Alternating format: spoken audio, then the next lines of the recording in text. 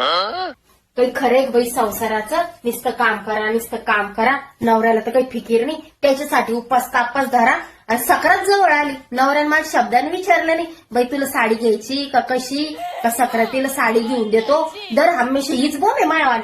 कामाला नुसती बाई आणेल ते ना बायकोनी आणले कामवाली आणेल ते ना त्याला काय त्याचं धकून जातं पोट बीट.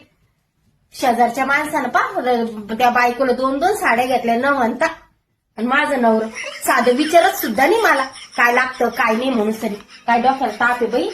काय गळ्यात पड मायावाल्या माया बापाला बी कुठे सुचलं करून आणलं गळ्यात गुतीले काय माहिती. असं पैसे खर्चायचं म्हणजे माझ्यासाठी नाहीच.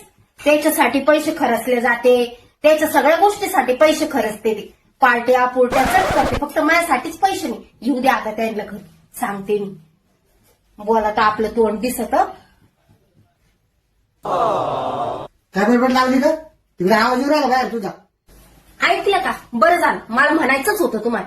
सक्रात किती दिवस राहिली 4च दिवस राहिली ना. हा झाला महिन्यापासून मी तुमची वाट पाहते. आता म्हणन मग म्हणन साडी घ्यायची का कसं म्हणून. तुम्हाला काही पडलंच नाही माझं. तुम्हाला पोटाच पोटभर खायला भेटतं. दुसरं काय आहे तुम्हाला.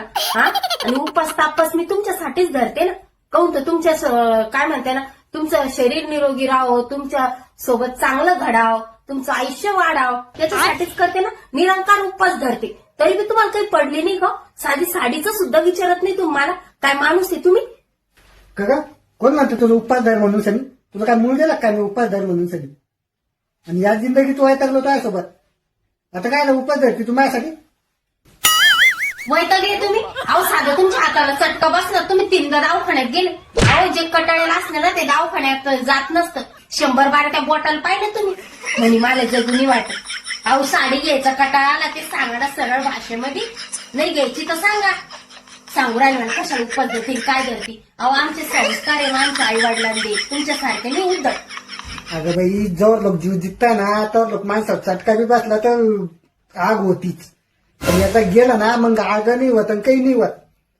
आणि तू काय आलं माझ्यासाठी उपास धरती. तुला कोण मूळ दिला का तुला. कोण एवढ्या गोष्टी करून राहिली तू. अगं मी तर इतकं वायता गेले आणि तू तो तोंड पाहिलं तर अजून लगी मला जगाच नाही वाटत.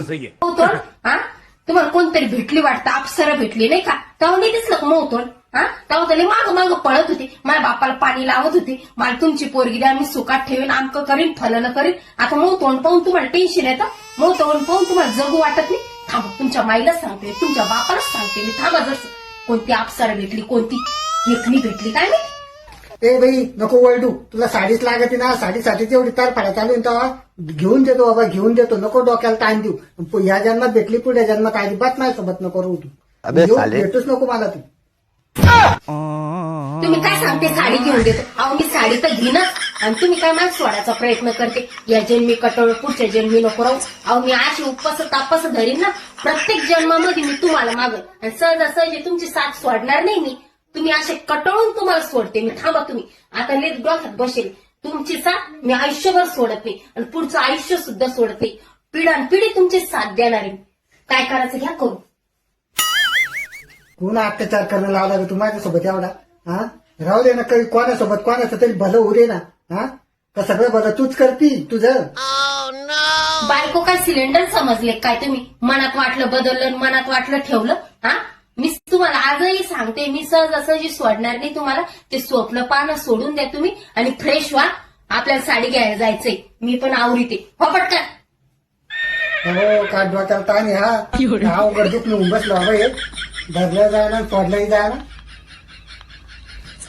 हा हा हा जा. किती काही केलं ना मी सोडणार नाही तुम्हाला.